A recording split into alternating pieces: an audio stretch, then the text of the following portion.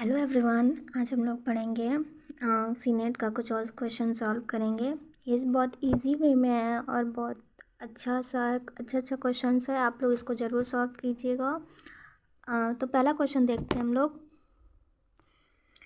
A body is said to be uniform motion if यदि कोई पिंड समान गति है तो ए है इट स्पीड चेंज, बी है it's cover equal distance in equal interval time, C है इट रिमेन रेस्ट या नॉन ऑफ दिस। तो इसका जो करेक्ट आंसर है वो है बी। अब हम लोग नेक्स्ट क्वेश्चन करेंगे। नेक्स्ट क्वेश्चन है ऐसा यूनिट ऑफ स्पीड। ऐसा यूनिट का स्पीड क्या है कि गति की ऐसा इकाई क्या है? एम एस है, एम का स्क्वायर है, या एम है, या कि एम एच है। तो इसका आंसर जो होगा वो है ए। ठीक है, नेक्स्ट क्वेश्चन देखते हैं। Third question, a area is speed time graph give. जो गति है समय का ग्राफ के नीचे का क्षेत्रफल दर्शाता है। क्या दर्शाता है? स्पीड दर्शाता है कि डिस्टेंस, कि टाइम, कि डिस्प्लेसमेंट। तो जो इसका करेक्ट आंसर है वो है बी। क्या है? डिस्टेंस। चौथा क्वेश्चन है if a velocity of the body increase with time the acceleration. यदि कोई वस्तु के वर्ग समय के साथ बढ़ रही है तो उसके तत्वर्क होता है। क्या होता है? जीरो होता है, नेगेटिव होता है, पॉजिटिव होता है, या इनफाइनाइट होता है। तो इसका करेक्ट आंसर है वो है सी। नेक्स्ट क्वेश्चन देखेंगे। नेक्स्ट क्वेश्चन फिफ्थ है a body moving is a circular path is said to be. जो गोलाकार का पथ के गतिमान वस्तु को कहा जाता है। क्या कहा जाता है?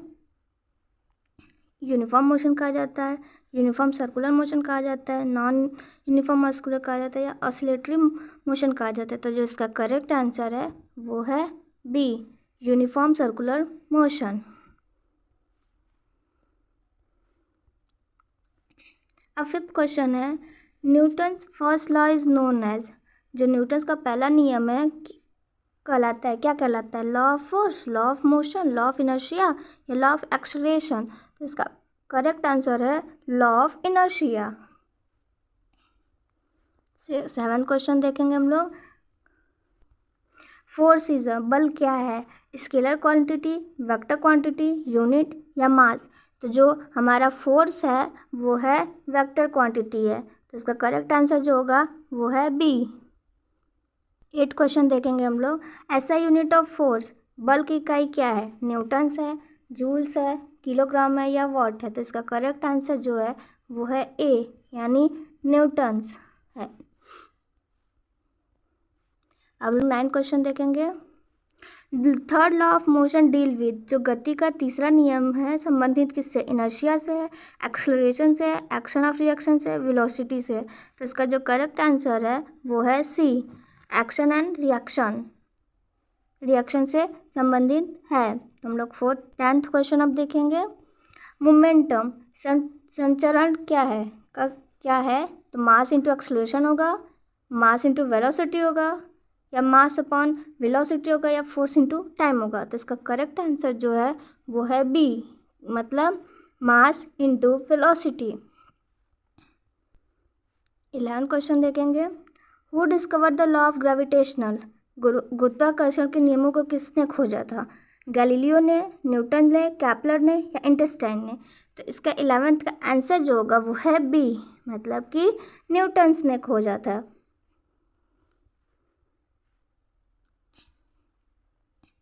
The value of G on earth, मतलब कि पृथ्वी पे जो जी का मान क्या होता है?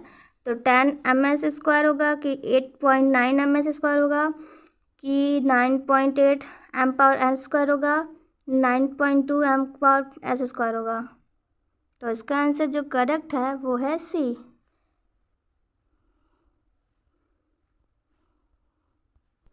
Wait of the body is, मतलब कि इसी वस्तु का वजन होता है, मास होता है, फोर्स ऑफ ग्रेविटेशनल होता है, वेलोसिटी होता है, या वॉल्यूम होता है।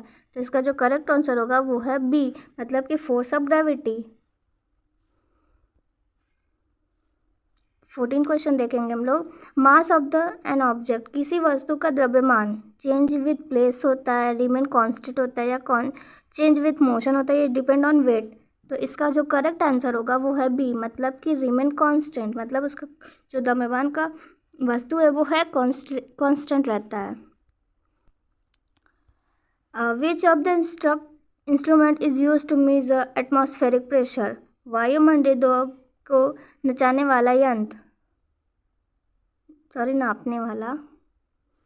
मापने वाला यंत्र। तो जो इसका आंसर है वो पहले थर्मोमीटर होगा कि बैरोमीटर होगा कि मैनोमीटर होगा या एंड्रॉयड होता। तो इसका जो करेक्ट आंसर है वो है बी, बैरोमीटर होता है।